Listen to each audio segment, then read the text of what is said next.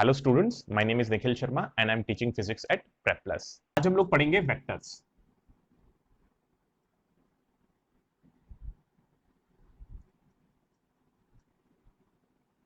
Vectors vectors पढ़ने के लिए सबसे पहले हमें पता होना चाहिए what is physical quantity. Physics में फिजिकल क्वांटिटी से हमारा मतलब उन क्वांटिटी से होता है जिनको हम मेजर कर सकते हैं। जैसा कि हम लोग यूनिट मेजरमेंट डायमेंशन में ऑलरेडी पढ़ चुके हैं।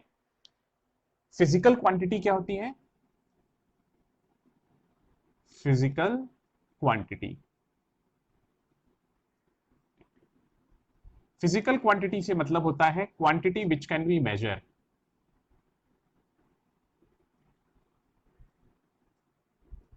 which can be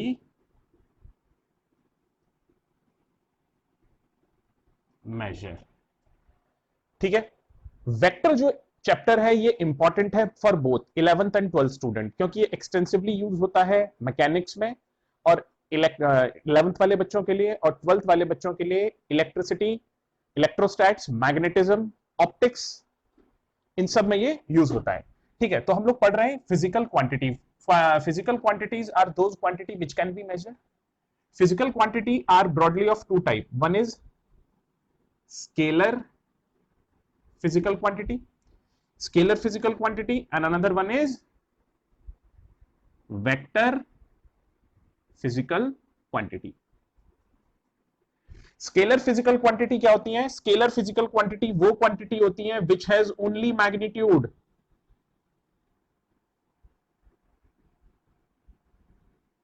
but no sense of direction,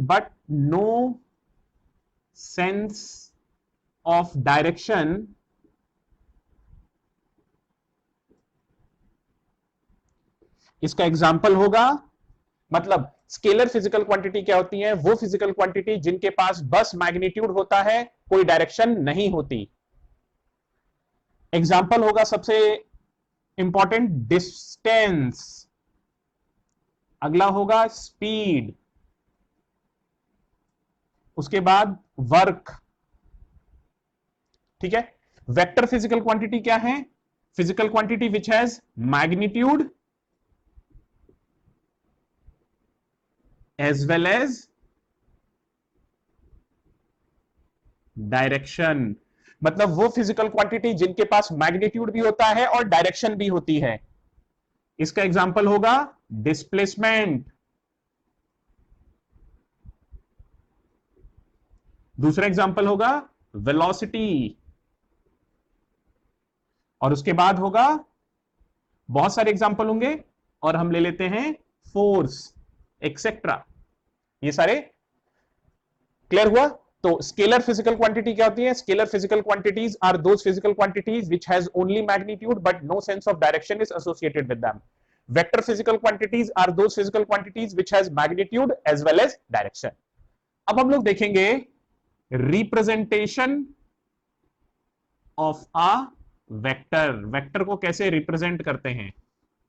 ठीक है, वेक्टर को कैसे रिप्रेजेंट करते हैं? वेक्टर को हम रिप्रेजेंट करते हैं ए कैप से।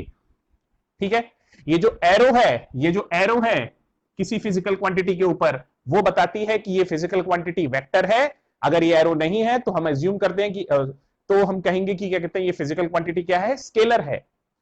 अगर मैं इस एरो को थोड़ा सा इनलार्ज इसका इमेज बनाऊं तो ये एरो का जो बैक साइड होता है दैट इज कॉल्ड टेल। ठीक है, और इसको हम कहते हैं हेड ऑफ वेक्टर। ठीक है, अब मैंने आपको बताया था वेक्टर में एक इंपॉर्टेंट होता है कि उसके पास मैग्नीट्यूड भी होता है और डायरेक्शन भी होती है।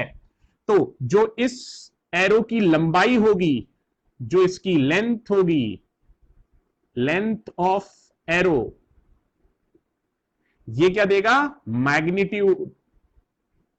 Magnitude of a vector.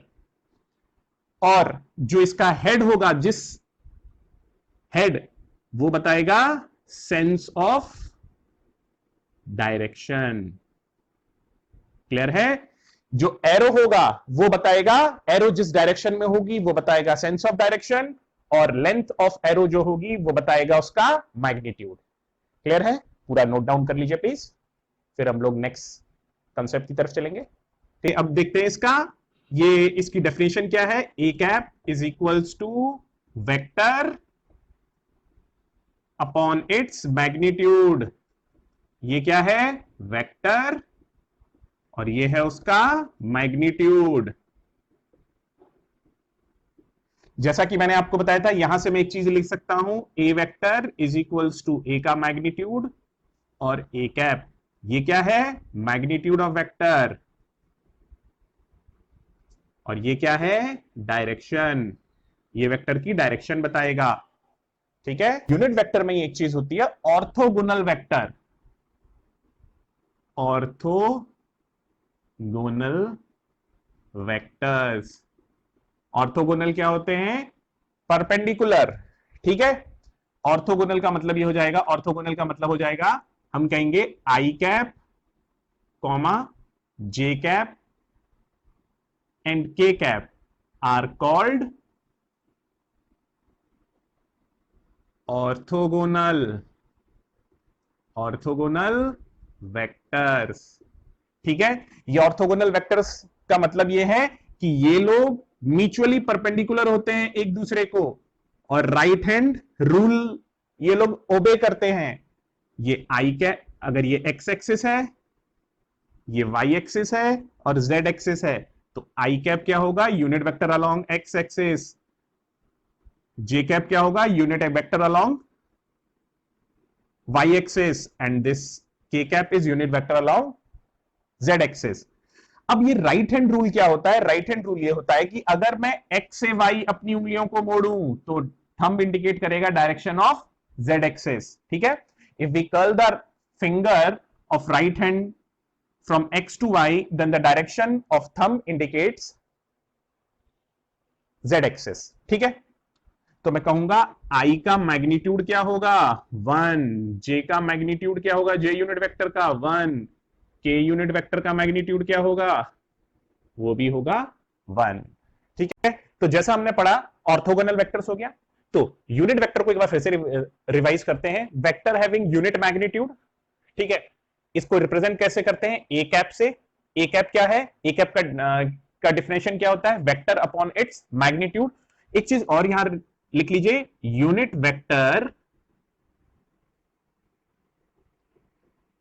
Tells the direction of vector. जैसा कि मैंने आप लोग को यहां समझा दिया था, ए कैप क्या बताता है, डायरेक्शन, फिर भी लिख लीजिए। ठीक है, कि यूनिट वेक्टर क्या करता है, यूनिट वेक्टर बताता है डायरेक्शन किसी वेक्टर की। ठीक है, चलिए अब आगे बढ़ते, इसी को आगे कंटिन्यू करते हैं। तो अगर एक वेक्टर लिखा हुआ है A vector is equals to 2i cap, तो इसका मतलब क्या होगा, ए जो वेक्टर है उसका मैग्नीट्यूड कितना है 2, और उसकी डायरेक्शन क्या है, डायरेक्शन क्या है उसकी, पॉजिटिव एक्स एक्सिस।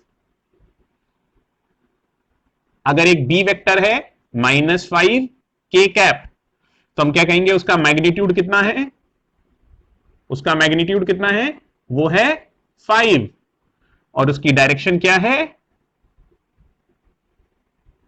वो है -z एक्सिस। ऐसा नहीं कहेंगे मैग्नीट्यूड -5 है और डायरेक्शन z एक्सिस है, मैग्नीट्यूड क्या होगा 5 और डायरेक्शन क्या होगी -z एक्सिस। ये दोनों तो हो गए वन डायमेंशनल वेक्टर, मतलब ये पर्टिकुलर एक ही डायरेक्शन में है, ये दोनों वन डायमेंशनल। अगर मैं 2 डायमेंशनल वेक्टर का एक एग्जांपल ले लूं, तब भी ये होल्ड करेगा।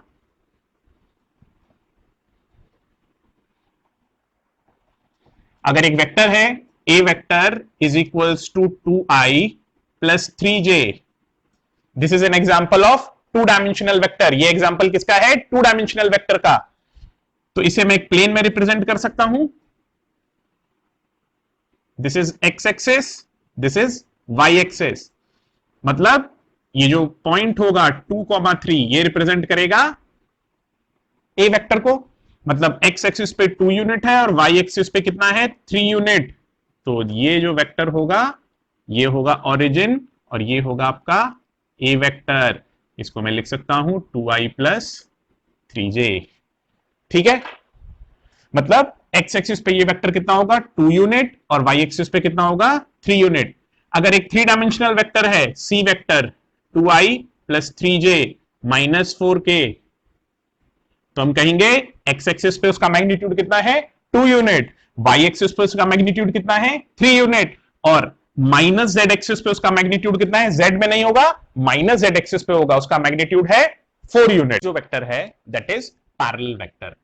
To vectors are said to be parallel when both are in same direction and magnitude of one is equal to scalar multiple of magnitude of other।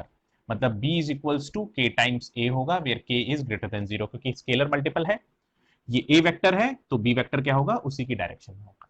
अब मैं आपको एक और चीज बताता हूं, इफ अ वेक्टर, मान लीजिए वेक्टर है, मान लीजिए ये एक वेक्टर है, ठीक है, मैं अगर इसे along the same support keeping its magnitude same, तो वेक्टर रिमेन अनचेंज। और अगर एक वेक्टर को मैं पैरेलली ट्रांसपोर्ट कराता हूं कीपिंग इट्स मैग्नीट्यूड सेम, तो वेक्टर रिमेन अनचेंज। तो एक और चीज हम यहां पढ़ेंगे, if a vector is transported along the same support keeping its magnitude same, and if a vector is transported parallel keeping its magnitude same, vector remain unchanged। ठीक है, अगला टाइप का वेक्टर है इक्वल वेक्टर। इक्वल वेक्टर क्या होते हैं, vectors having same magnitude and same direction, मतलब वो वेक्टर्स जिनका मैग्नीट्यूड और डायरेक्शन सेम होगा, they are termed as equal vector. मतलब equal vector, A vector is equal to B vector, this means that magnitude must be equal. ठीक है, अगला vector है जीरो वेक्टर। जीरो वेक्टर क्या होता है, जिसका टेल और हेड कोइंसाइड करे, मतलब जिस वेक्टर का हेड और टेल सेम होगा, they are termed as zero vector. मतलब vector having zero magnitude, it is represented by zero vector. Geometrically it is represented by a dot, क्योंकि डॉट के लिए टेल और हेड सेम होता है, इसीलिए हम लोग कहते हैं zero vector is geometrically denoted by a dot. ठीक है, पूरा नोट कर लीजिए गाइस। अगला टाइप ऑफ वेक्टर है anti parallel vector. Anti parallel vector क्या होते हैं, two vectors are said to be anti parallel when both are in opposite direction and if the magnitude of one is equals to scalar multiple of magnitude of another। जैसे b is equals to minus ka, minus sign क्यों है, क्योंकि opposite direction में इसलिए। ठीक है, अगर ये a वेक्टर है तो b वेक्टर क्या होगा, उसके अपोजिट डायरेक्शन में होगा, और कितना होगा, माइनस के टाइम्स। ठीक है, के स्केलर मल्टीपल है इसलिए के पॉजिटिव रहेगा। ठीक, एक और टाइप का वेक्टर होता है नेगेटिव वेक्टर। नेगेटिव वेक्टर क्या होता है, vector having same magnitude but opposite direction. मान लीजिए अगर ये ए वेक्टर है, ठीक है, ए का नेगेटिव वेक्टर, ए का नेगेटिव क्या होगा, अपोजिट डायरेक्शन में होगा, मगर मैग्नीट्यूड दोनों का सेम होगा, तो this is termed as negative vector. चलिए गाइस, अगला टाइप ऑफ वेक्टर जो हम लोग देखेंगे दैट इज कोलिनियर वेक्टर।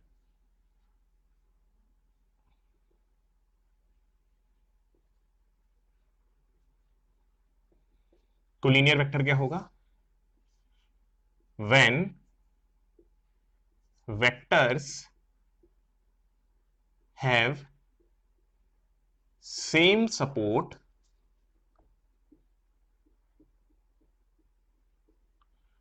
और share a common support,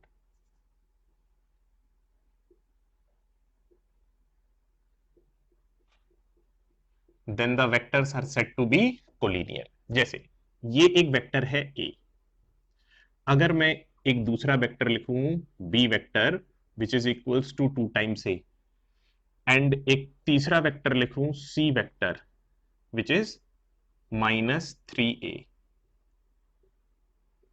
ठीक है, सो ये तीनों वेक्टर क्या कहलाएंगे, कोलिनियर वेक्टर कहलाएंगे। जैसे कि हम कह सकते हैं collinear vector can be parallel vector और anti parallel vectors.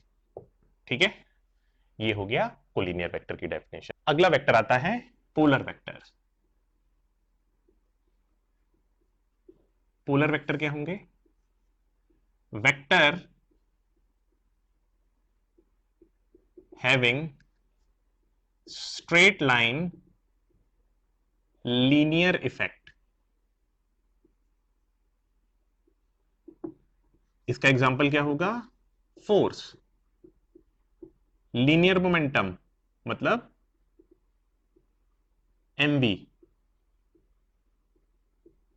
Displacement, velocity, ये सारे के सारे क्या होंगे? पोलर। एक और स्पेशल टाइप ऑफ होता है, दैट इज एक्सियल वेक्टर। ठीक है, axial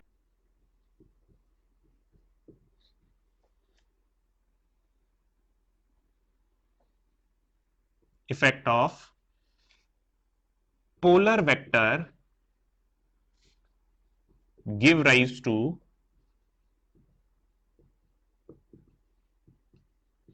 a new vector give rise to axial vector, ऐसे लिख सकते हैं। ठीक है, क्लियर है? एग्जाम्पल क्या होगा? जैसे rotating effect of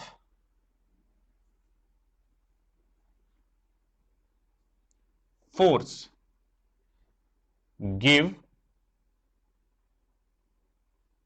N axial vector called torque. ये हम लोग रोटेशन वाले चैप्टर में पढ़ेंगे। ठीक है, उसी तरीके से rotating effect of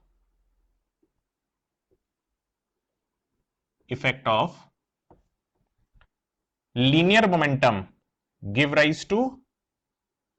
gives an axial vector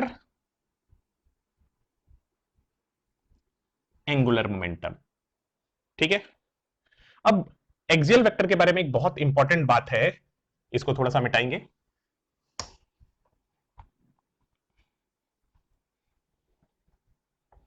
ठीक है, अगर हमारा sense of rotation anti clockwise है तो एक्सियल वेक्टर क्या होगा? ऊपर की तरफ होगा, ये डायरेक्शन होगी एक्सियल वेक्टर की। ठीक है, और अगर हमारा सेंस ऑफ रोटेशन क्लॉकवाइज है तो एक्सियल वेक्टर क्या होगा? डाउनवर्ड।